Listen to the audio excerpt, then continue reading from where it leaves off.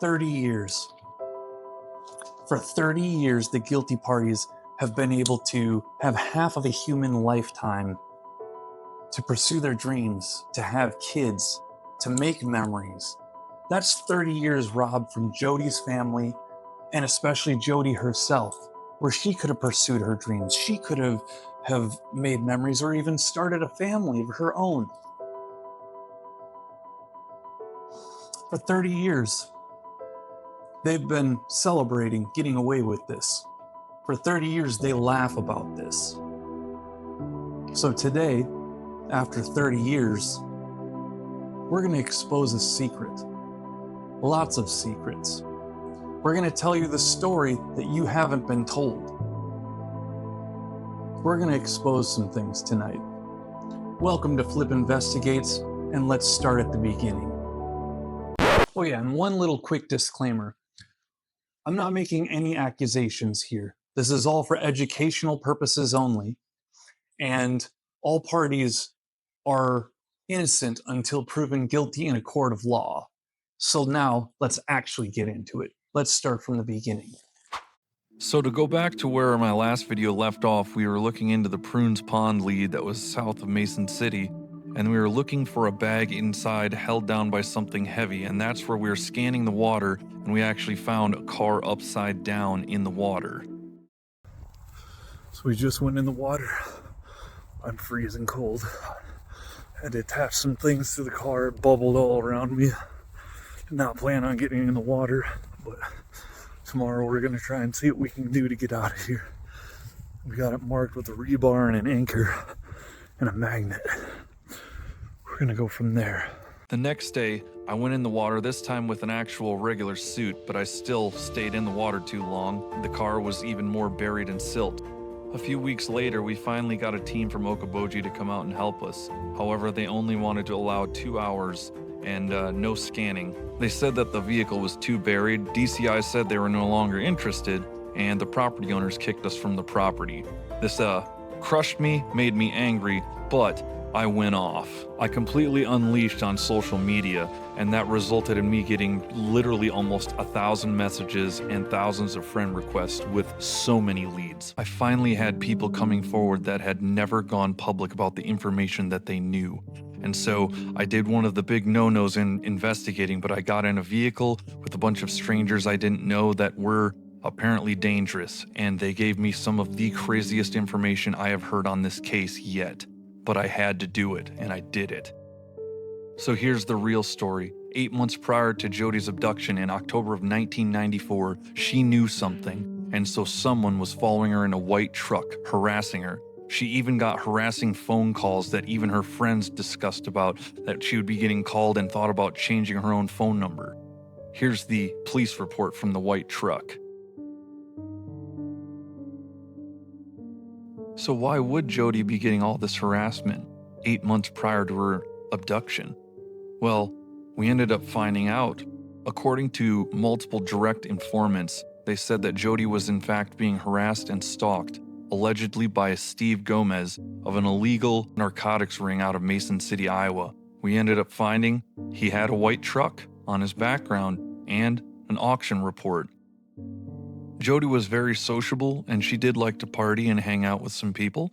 However, she might have gotten a little too deep with certain friend rings, and then, eventually, she started to know too much, and she started to play too many sides, from according to what informants have told us. So obviously, Jodi knew about the illegal narcotics ring, but she also knew about the outlaw bikers of the Sons of Silence that they were teaming up with. And we heard reports of them where they'd kidnap people and do horrible things and videotape it and force them to watch. Jodi also knew about the law enforcement consisting of DCI and Mason City police officers, where there was some corrupt ones that were a part of the rings, and there was also ones not a part of the rings, but they would also accept bribes. Officers were seen in Steve Gomez's living room taking hush money payments in uniform. So many things that were missed, but the question is, were they missed on purpose? Yeah. One of the biggest shockers that we learned was DCI and Mason City police officers had an apartment rented, paid for by the city. If you try and look those records up, they come up as corrupted. If you tried to look up the rental records, well, apparently they came and destroyed those as well. They used the apartment as a control center for an orchestrated abduction and cover-up, allegedly financed by Steve Gomez himself. He also utilized others from the Gomez ring, as well as friends of his through the Sons of Silence biker organization. They looked at Jodi as a threat, as this ring wasn't just a local ring. This was an actual national distribution and preys on small towns like Mason City, and it ran all the way through Iowa and Minnesota and many others in the Midwest, down to Arizona and Southern California and Florida. Jodi was supposed to be awake for her morning newscast. Amy Coons called her to wake her up, but it's the things that transpired after that that is a lot different from the story that you've been told. Jodi's neighbor below her said that she had recalled seeing a man that always came out during the mornings climbing down from Jodi's window, meaning that she had some sort of secret love fling going on. Now, that night there was a scuffle between her and a man in her apartment. She reported it, but it fell on deaf ears. What's also been heavily hidden is who her golf partner was. It was actually John Lessard, allegedly, as well as he went to dinner with her the night before. So did he go home with her? You may recognize his name because he was the prior owner of that red Mazda Miata that was left at the scene. You know, the one with no bill of sale and still had his plates on it. After that neighbor heard the scuffle, then another neighbor heard someone scream, "John, don't do this," followed by a female scream, and then later heard a slamming door shut from a van. Then a loud burnout from a very loud vehicle.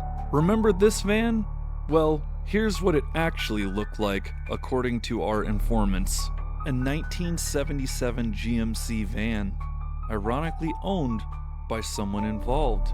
Our informants tell us that a member of DCI, a member of the Sons of Silence biker gang, and then another member that was trying to get into the Sons of Silence biker gang were the ones to grab Jodi from her apartment and put her in the van.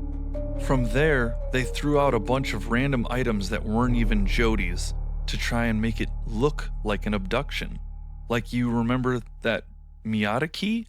Well, turns out it was actually a single cut GM key.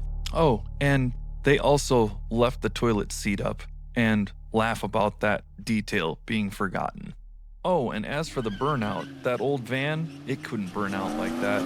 However, Steve Gomez had a black version of the white version of the truck that he had, and he was there too. News started to break about Jodi's abduction, and the cover-up was on. The bribes went further than law enforcement.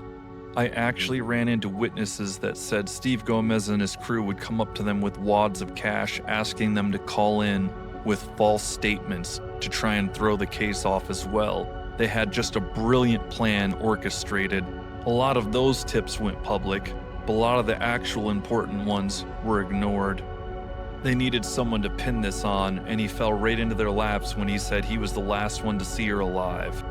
John Van Cise tried going to authorities, tried saying who was behind this, and in return, they turned around and made him the primary suspect. John passed polygraph tests, and they still painted him as the main suspect. He passed away last December, unable to clear his name. A Mason City police officer pulled over one of the Gomez ring members, who came forward and confessed to her many things on dash cam, which has been deleted. She was then turned around and terminated and fired. Informants reached out to local pastor Shane Philpott about things that they knew on Jodi's case. He tried to report it to Mason City Police, but again it fell on deaf ears, and then he was harassed and victimized to the point where he had to sue the city for defamation and won.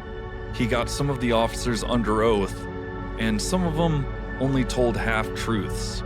Stay tuned for what happens next in part 2.